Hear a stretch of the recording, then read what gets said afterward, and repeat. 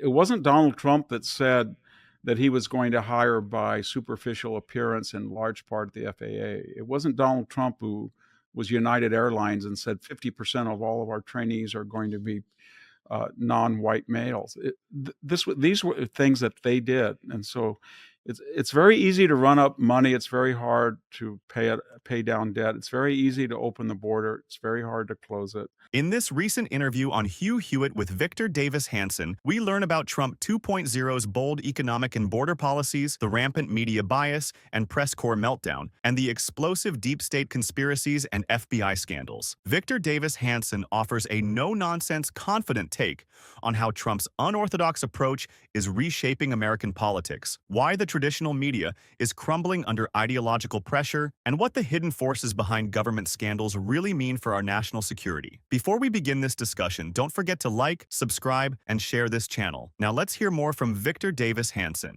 Well, like a lot of people who comment on the news, I remember writing in 2020 that he was something like a waxen effigy, and I got really attacked as ageist. Even I was on a news show, and they attacked me for that. I remember an infamous Jake Tapper interview with Laura Trump where she said that he was halting in speech, and she was accused of saying that she was, I guess, prejudicial or insensitive to people who had stutters, and that wasn't her point at all. That it sounded like a stutter. She was trying to be polite, actually. She probably wanted to say it was incomprehensible. But Jake Tapper and a lot of these people were part of that. I don't want to use the word conspiracy, but that effort to give a false sort of would Edith Wilson cover up of somebody who was non compos mentis many times. So I don't know to what degree they're going to have credibility. It's almost like saying, well, we were part of one of the greatest cover-ups since the Wilson era, and we got caught. We didn't volunteer until we got caught, and now we're going to tell you how bad it was. But so I haven't read the book, but I don't know what their mea culpa will be. If it's going to be mea maxima culpa, and we were part of this, or it's just going to be just don't remember what we used to say. Well, it was on the debate stage, if you remember, in the 2020 primaries where Joe Biden sort of mumbled something and he was confused, and Cory Booker, of all people, who was then a primary rival, said, "I don't know what he's talking about. Did anybody understand what he said?" And that was a theme during that. And then that Joe Biden's primary rivals were then recirculating that quote from Barack Obama. I guess it was authentic, where he said, "Joe, you don't need to do this." And the thrust of that quote is, you're not able to do this, and don't feel obligated on our part to do this. In fact, he lost, as you know, he lost 3 of the first 3 caucuses or primaries. And then under a very strange set of circumstances, he was kind of anointed as the only plausible moderate left in that field. And Jim Clyburn and people along with him guaranteed him a win in South Carolina and Nevada. And then almost like dominoes, over the next 30 days, Klobuchar and Cory Booker and Bernie Sanders and they all Buttigieg, they all quietly dropped out. And then the idea was that he's the most viable old Joe. He was reinvented as old Joe from Scranton. And then we didn't really see him because he ran the campaign from the basement under the guise of COVID. It was a very mysterious thing. It was almost the bookend to how he was removed as a nominee. He was removed as a nominee by backroom interest in the same way as he was anointed the nominee, because that would be juxtaposed with all of the protestations the last 4 years. And in his memoir, that he was a victim of Donald Trump's excesses, and he was sort of the knight in shining armor. But we go back, he was called to testify in front of the House Intelligence Committee. As I remember, it was recorded 245 times he pled amnesia. Yep. And then he said he said to Donald Trump, "You're not an object of the Crossfire hurricane investigation." Then he went out and recorded that on a device and leaked it to the New York Times. As we just heard Victor Davis Hanson discuss Trump 2.0's bold policies and the disruptive impact of his approach, now let's hear him elaborate on the collapse of traditional media and the deep state conspiracies that continue to haunt our institutions. His incisive commentary cuts through the noise, offering a perspective that challenges the mainstream narrative and exposes the uncomfortable truths behind government scandals. Now let's listen to what Victor Davis Hanson has to say. Well, I'm a little bit more cynical because when I look at the last four FBI directors, Robert Mueller testified under oath that the two catalysts for his appointment, the Fusion GPS group and the Steele dossier, he didn't know what they were. He wanted us to believe that. And then the next FBI director, as I said, pled amnesia 245 times. The third one in succession, although he was an interim, Andrew McCabe, admittedly lied four times to federal investigators. That's in Michael Horowitz's report, and was not prosecuted. Then Christopher Wray, for some reason, just couldn't tell us yes or no for months whether there were FBI informants on the Capitol, and other questions about traditional Catholics being surveilled, school parents at school boards being surveilled, asymmetrical treatment toward anti-abortion. So I don't think the last four directors have had a very good reputation for veracity. I'm for them. I've known Kash Patel because I'm a neighbor of Devin Nunes. So during that period in which he was a kind of a lone voice saying that the Russian, he was the first one, remember, that said that and he was damned for that, if I could use that expression, for saying that not only was Christopher Steele giving information to the FBI, but he was a paid informant, and nobody believed that. And then he said that Hillary Clinton was the ultimate employer of Christopher Steele through the Fusion GPS, Perkins Coie, and DNC paywalls, and everybody damned him for that. Adam Schiff really went after, but everything he said turned out to be true. I know that he's a controversial figure. Sometimes he said things that might be excessive, but I think at this point, when you have a cancer of this nature, you need chemotherapy, and I think that he'll bring it. That And Dan I've used the Bongino, term. I've known, and yeah, Dan Bongino's very quick on his feet.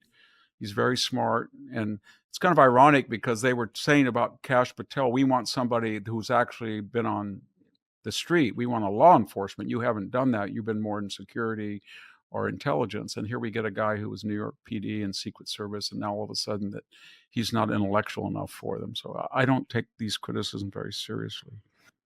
No, I agree entirely. It reminds me that of sort of Patton's dash from Normandy to the Rhine, that Donald Trump is the armor and the disruptor and causes people to be shocked, and then he's the infantry that solidifies and follows up the advance.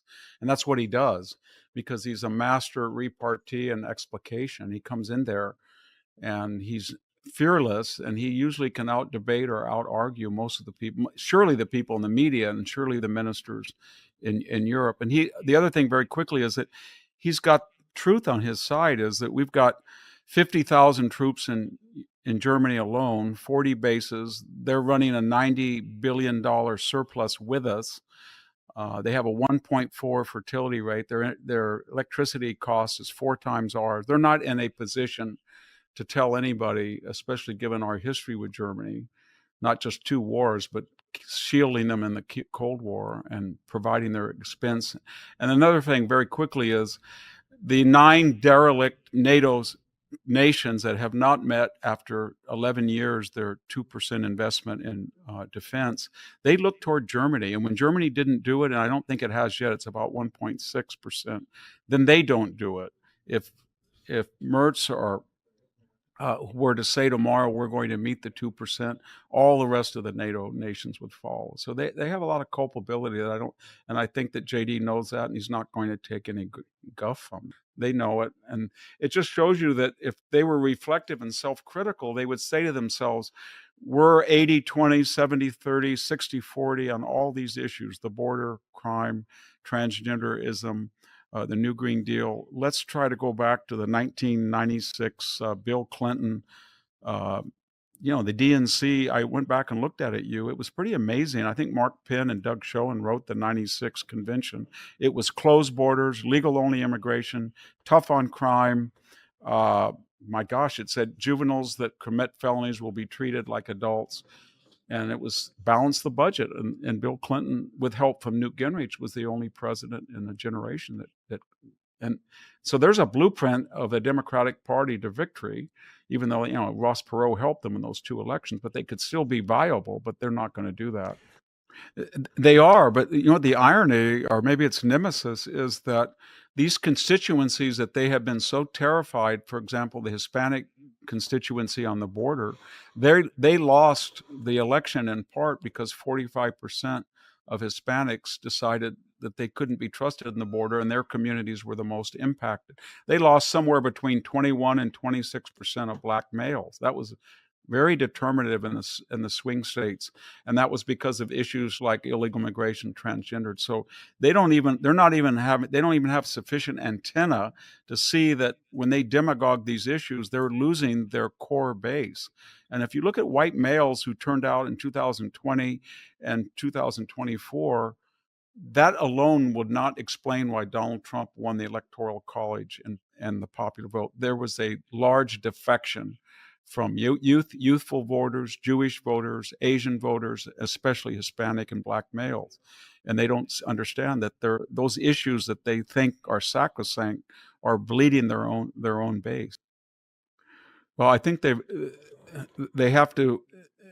I think they're going to have to make progress on the debt, and we'll see. It won't be enough just to reduce the $1.5 trillion annual deficit by $200 billion. They need something really earth-shattering.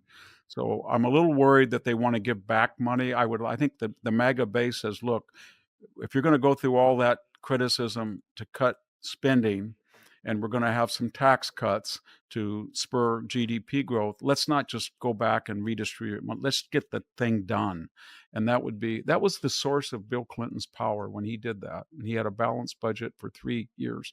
And it's to his credit. And Donald Trump I can see that in 2 or 3 years he could do that. But I don't think I was against cutting Social Security. I'm on Social Security. I don't really think that's not a big thing to cut taxes on Social Security. I can see tips and things, but if you look at all the tax cuts he's promised over a decade, they're about $1.5 trillion.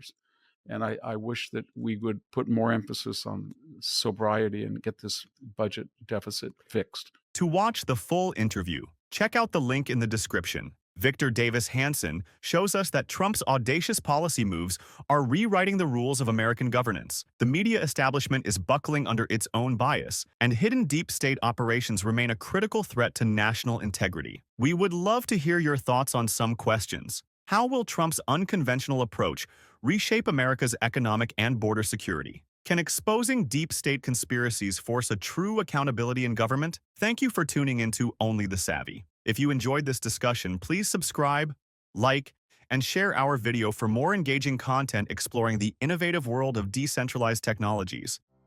SIM swap fraud is sweeping the globe, and your mobile security is at risk.